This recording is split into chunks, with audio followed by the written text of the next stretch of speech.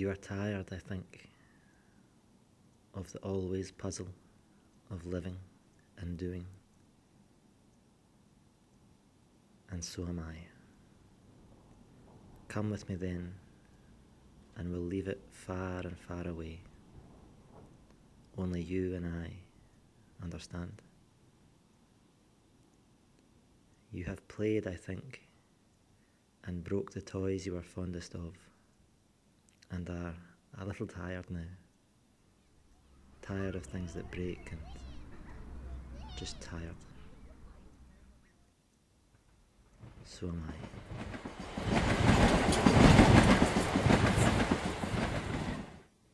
But I come with a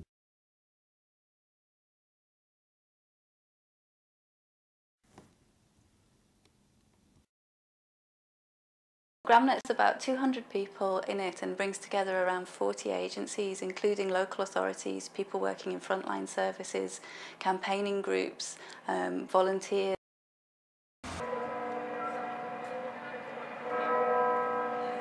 Yes, I am an activist in Glasgow. Yes, I work and sit on policy boards as part of my work. But I'm also good at doing research. It's what I seem to enjoy and be able to do. Academic work is activist work when it actually takes the sorts of questions about the nature of a good and just society really seriously. And that for me isn't about just being reactive, about just stopping the immediate pain, you know, the kind of pulling the bodies out of the river, which so many of our agencies do so well and so urgently all the time. But it's about trying to think about why is it that this suffering is happening, and what is it we need to do that could actually stop this suffering in the first place.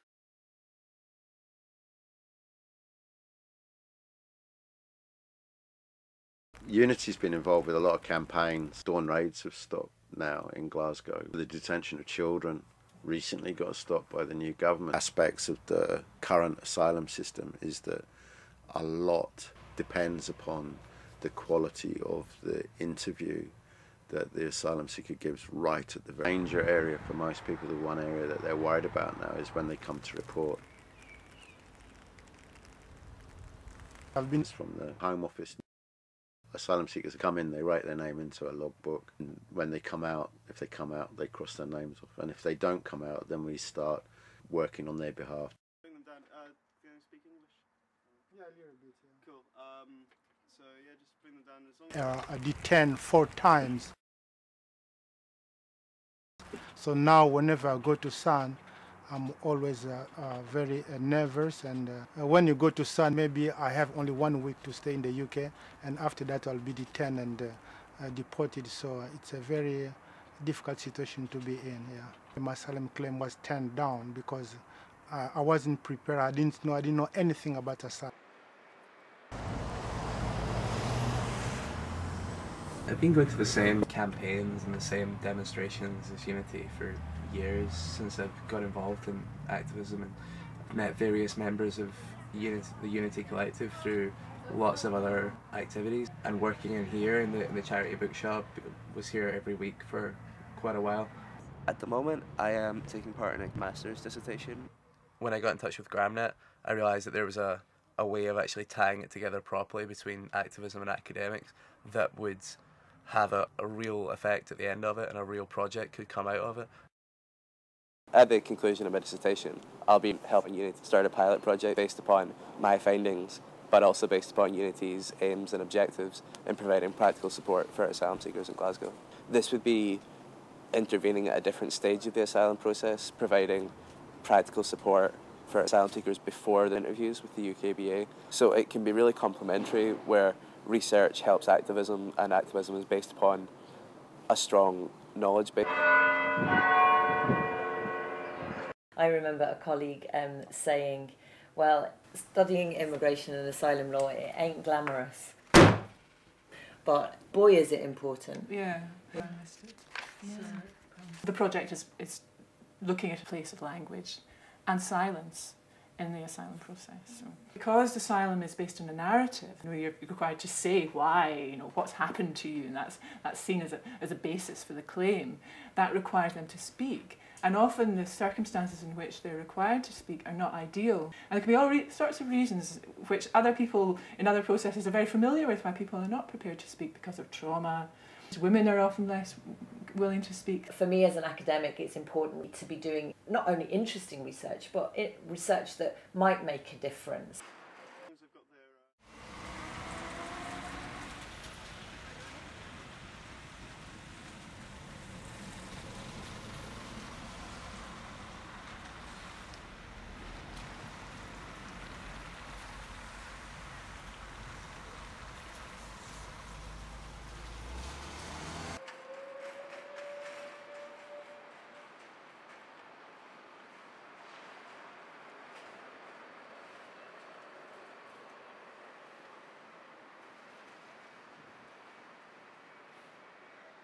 Yes.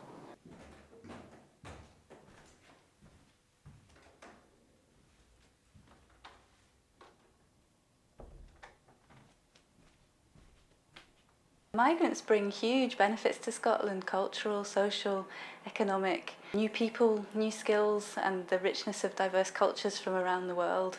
And what Gramnet is trying to do is to look at the human stories and experiences that make up this picture.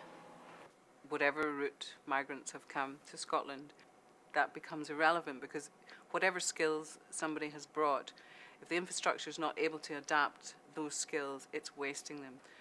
I ran a project here in Glasgow Caledonian, which was to support overseas professionals, mainly health professionals, through the adaptation process and into work.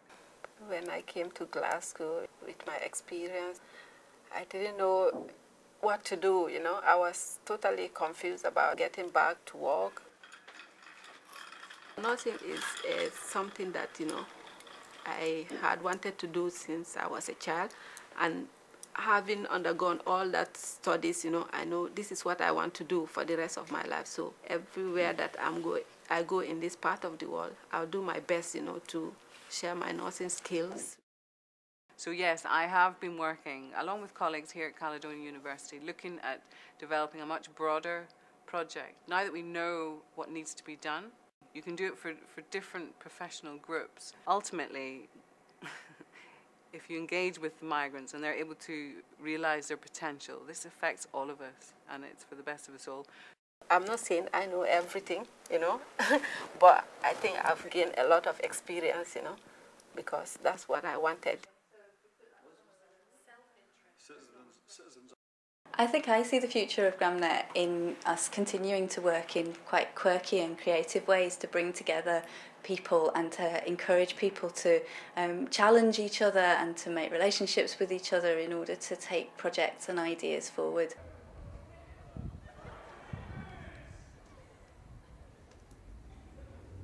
The Gramnet people have hit upon a really interesting and energetic model. It is just changing the way in which we look at academia. It's making the academic research endeavour much more relevant, much more vibrant, much more alive, and I hope to see it grow and thrive. Thank you very much. And that rhymes, unfortunately. I've been volunteering with the Citizen Advice Bureau, where I could meet Scottish people, try to help. I can see myself, the future will be bright for me, because I have a lot of plans, It was a really, really pleasant surprise when I emailed Gramnet and they said, "Oh, we'd like you to work with the Unity Centre." I think my heart must have beat a little bit when I heard that.